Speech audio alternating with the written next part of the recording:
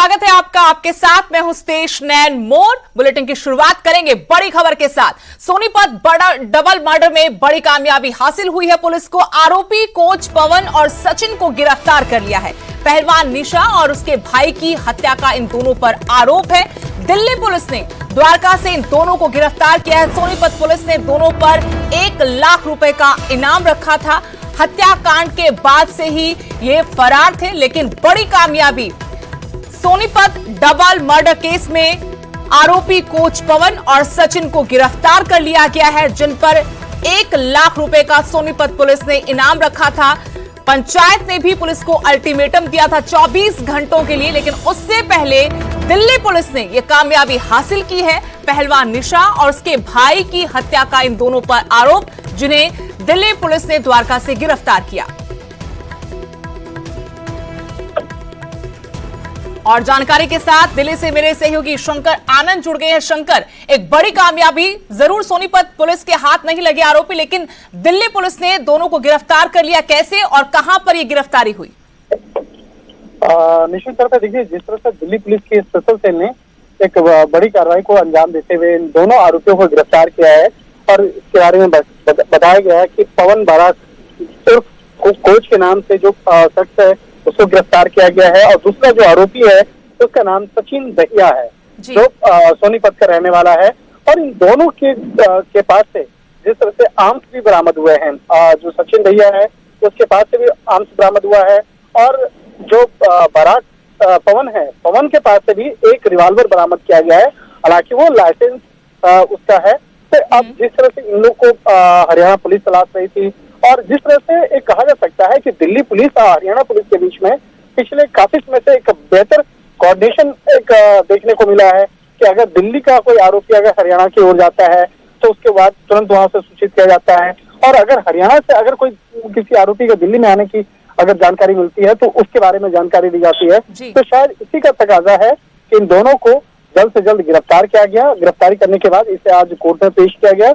अब आगे जो ट्रांजिट रिमांड की प्रक्रिया है उसको अंजाम दिया जाएगा। बाकायदा कोर्ट से अपील की जाएगी कि उन दोनों को हरियाणा पुलिस को सौंपा जाए, और उसके बाद हरियाणा पुलिस जो वो अपने साथ ले जाकर आगे विस्तार से तफ्तीश करेगी और उस मामले में पूछताछ करेगी। और खासतौर पर उस हथियार को बरामद करना भी सबसे महत्वपूर्ण कार्य है, जिससे कि निशा और उसके भाई पर फायरिंग की गई थी, और इसके साथ ही निशा की मां पर भी जिस पिस्टल से फायरिंग की गई थी।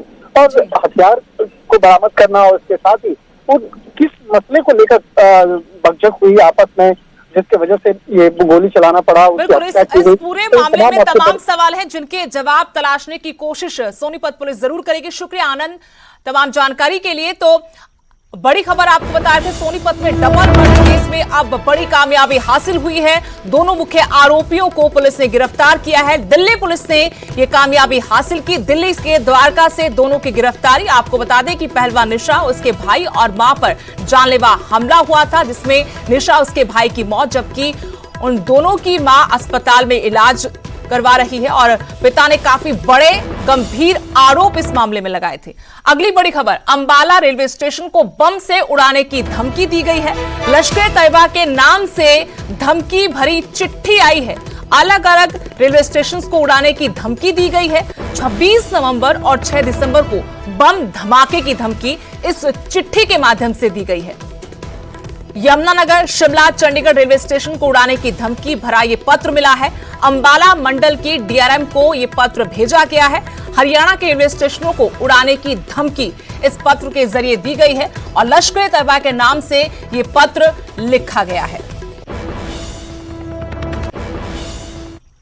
डीआरएम ऑफिस में प्राप्त हुआ था, जो आरपीएफ को उन्होंने मार कर दिया था। आरपीएफ ने जो है ना हमारे को आज 12 तारीख होगी, 10 तारीख को उन्होंने हमारे को लेटर दिया। हमने 10 तारीख को तुरंत एफआईआर रजिस्टर कर ली। एफआईआर रजिस्टर करके हमारे सारे साथी इसी संबंध में मीटिंग कर रहे थे, विचार विमर्श कर रहे थे। इसमें हम गहनता से तफ्तीश कर रहे हैं, और जिसने भी ये शरारत की है या ये धमकी दी है, इसके खिलाफ सख्त से सख्त कानूनी कार्रवाई की जाएगी। कहाँ से लेटर आया और उसमें क्या लिखा हुआ? अभी तफ्तीश में ऐसा कुछ सामने नहीं आया। कोशिश कर रहे हैं ट्रेस करने की कि किसने ये लिखा है, कहाँ से आया है। ये सब तफ्तीश का जो है ना पहलू है, इसमें गहनता से तफ्तीश की जा रही है। अम्बाला से हमारे सहयोगी कृष्ण बाली जुड़े हैं और जानकारी उनसे लेंगे। कृष्ण बाली, सबसे पहले तो यही जानना चाहते हैं कि जो धमकी भरा पत्र दिया गया है, क्या इसे पुलिस शरारत मान रही है या फिर इसके बाद सजगता वहां पर नजर आ रही है, सुरक्षा को अलर्ट कर दिया गया है?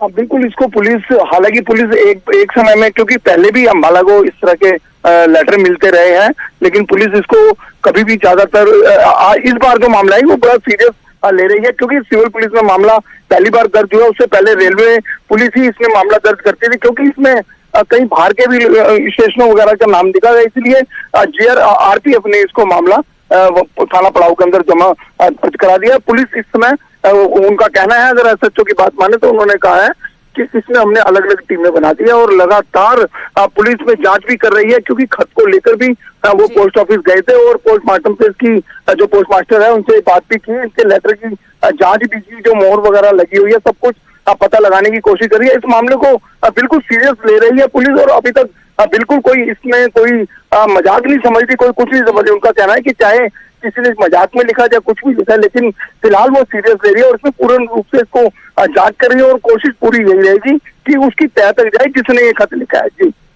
शुक्रिया कृष्ण बाली जानकारी देने के लिए। तो लश्कर तैयबा का नाम से ये धमकी भरा पत्र लिखा गया है। अंबाला रेलवे स्टेशन को बम से उड़ाने की धमकी इसके जरिए दी गई है। 26 नवंबर और 6 दिसंबर को बम धमाके की धमकी।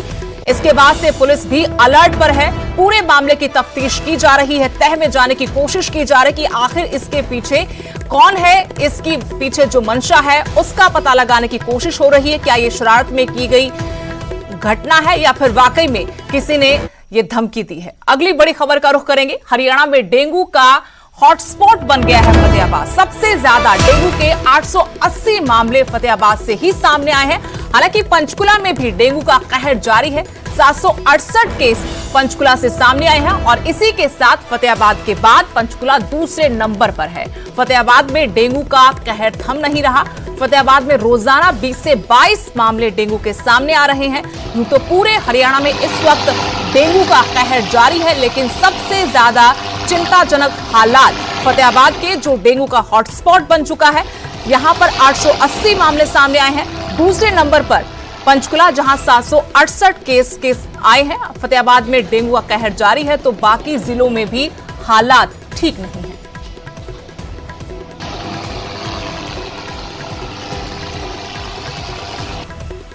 तक जिले में हमारे 880 केसेस रिपोर्ट हो चुके हैं और उम्मीद है कि धीरे धीरे 10 से 15 दिनों में डेंगू की पूरी तरह खात्मा हो जाएगा।